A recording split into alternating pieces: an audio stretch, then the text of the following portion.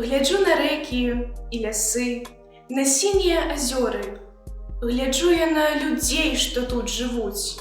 Я адчуваю еднасць іх і дух бадзёры. Такі народ шмат можа дасягнуць. Цярпеў ты здзекі, кпіны, кроў і гора, здавалася, не вытрымаеш і ўпадзеш.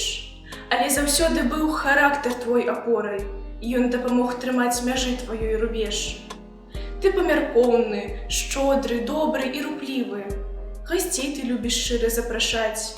Разважлівы ты на палях, працалюбівы і спадчыну дзядоў сваіх умееш шанаваць.